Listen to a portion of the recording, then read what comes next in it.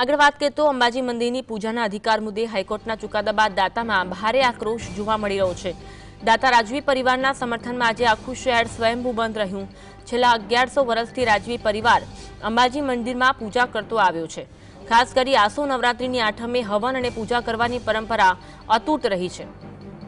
હાઈકોર્ટના તાજેતરના ચુકાદાથી નારાજ રાજવી પરિવાર અને સર્વ સમાજના લોકો આજે વિશાળ રેલી યોજી આવેદનપત્ર પાઠવશે।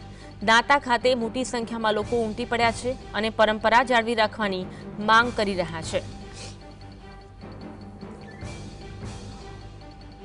હાલમાં લોકોમાં રોષ જોવા મળી રહ્યો છે। અંબાજી મંદિરની પૂજાના અધિકાર મુદ્દે હાઈકોર્ટ દ્વારા જે ચુકાદો આપવામાં આવ્યો હતો તે મુદ્દે દાતામાં ભારે આક્રોશ જોવા મળી રહ્યો છે। સ્વયંભૂ બંધ પાડીને આ રોષ વ્યક્ત કરવામાં આવી રહ્યો છે। રાજવી પરિવારમાં સમર્થનમાં બંધ પાડવામાં આવ્યો છે। आज अंगे વધુ વાત કરીશું। સમાચાર દેવેન્દ્ર ફોનલાઈન પર જોડાયા છે। દેવેન્દ્ર, અંબાજી મંદિરની પૂજાના અધિકાર મુદ્દે હાઈકોર્ટના ચુકાદા બાદ દાતામાં ભારે રોષ, સ્વયંભૂ બંધ પાડવામાં આવ્યો, શું વિગત મળી રહી છે?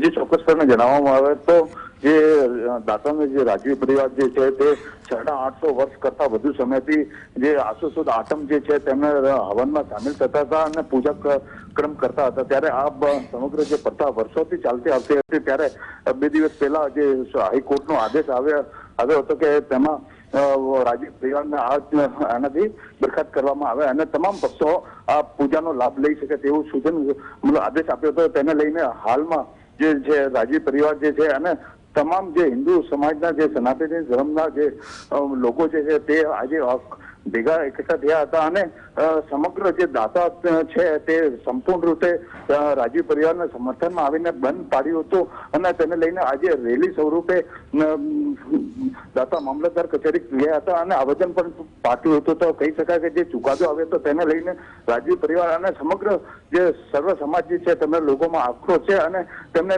નિવેદન કરી રહ્યા છે કે તે કાયદો જે છે અને જે આદેશ આવ્યો છે તે પરત ખેંચવામાં આવે અને આજે વર્ષોથી ચાલતી પરંપરા યથાવત રાખવામાં આવે।